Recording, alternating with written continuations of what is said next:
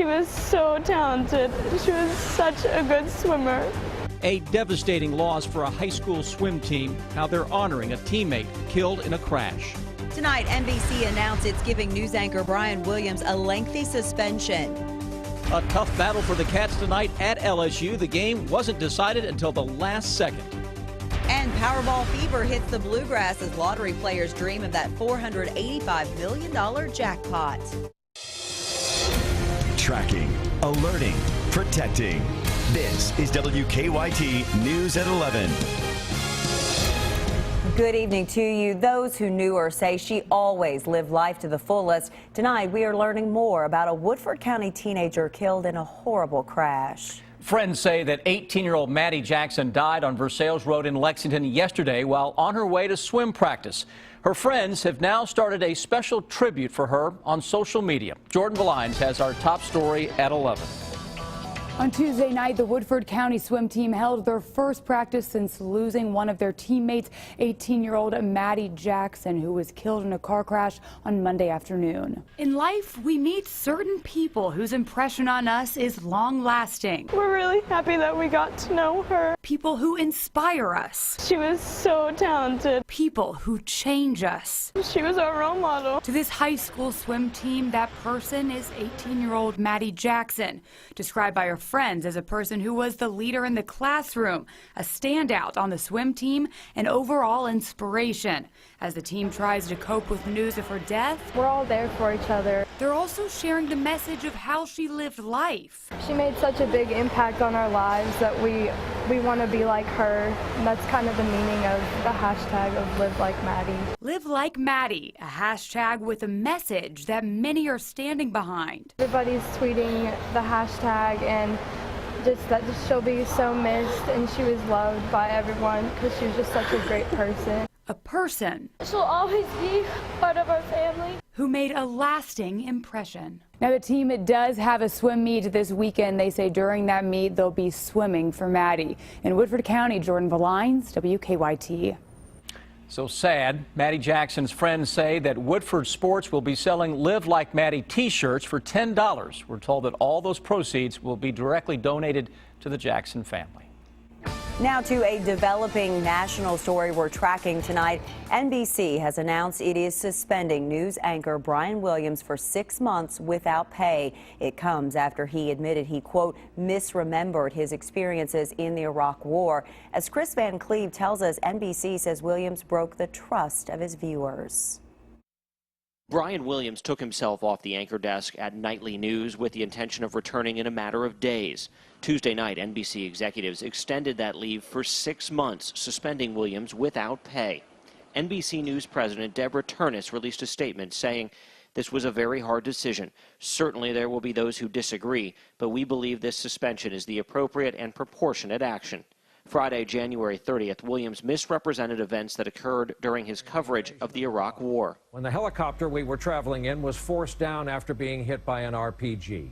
Our traveling NBC News team was rescued, surrounded, and kept alive by an armored mechanized platoon from the U.S. Army 3rd Infantry. Army veteran David Luke flew in that mission and does not recall Williams being on board the helicopter that was hit. It's important to get the facts right. Williams later acknowledged his error. I want to apologize. I said I was traveling in an aircraft that was hit by RPG fire. I was instead in a following aircraft. NBC says it is also investigating other comments Williams made about his experiences in the field. Chris Van Cleve, CBS News, New York. NBC's chief executive also said despite the suspension, Williams deserves a second chance.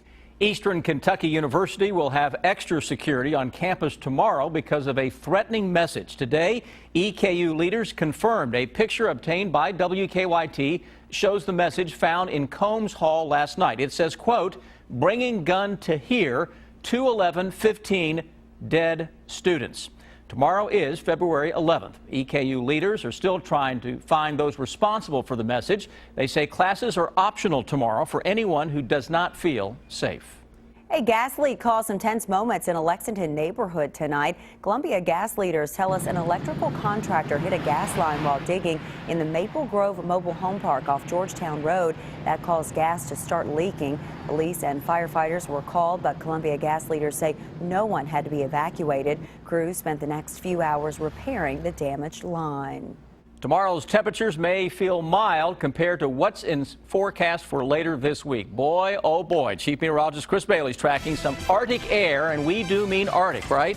Yeah, several blasts of it to be exact. The first one will be arriving on the scene, Sam and Amber, about this time tomorrow night. That'll likely put down some snow showers and squalls in time for that Thursday morning commute. Here's what Defender is picking up on right now. That front is still well off to the northwest of the Bluegrass State now, and each front, by the way, that comes through over the next few days will be colder than the predecessor. Here's what to expect with this one. It arrives Wednesday evening into Wednesday night. As I said, 24 hours from now. Snow showers, squalls will develop behind that, and those could be rather gusty as we start out the day on Thursday with some slick travel with 30-mile-per-hour winds and a temperature crash into the upper teens and the low 20s. What we're dealing with now is some clearing into parts of northern Kentucky. Notice, though, the clouds still into parts of central and southern Kentucky, but where we have the clear skies, we're into the low and mid-20s as opposed to the upper 20s. Even a 32-degree number still showing up into southeastern Kentucky. Focus of the forecast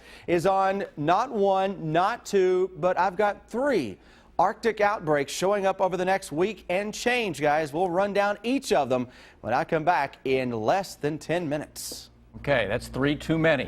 A thriller tonight on the Bayou as the Cats look to keep that undefeated record going. Boy, was it. LSU gave UK a battle. The game wasn't decided until the final shot. Rob Bromley joins us now with all the highlights from tonight's game. Hi, Rob.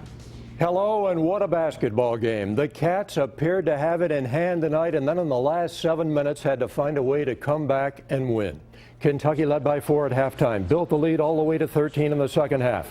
Willie Cauley-Stein slamming home a rebound. But then, with LSU already cutting the lead to 8, Karl Anthony Towns called for a technical for hanging on the rim. John Calipari was furious. The Tigers extended the run to 21-2, going up by 6, 66-60. Cats had to regain their poise, down by 1, minute and a half left.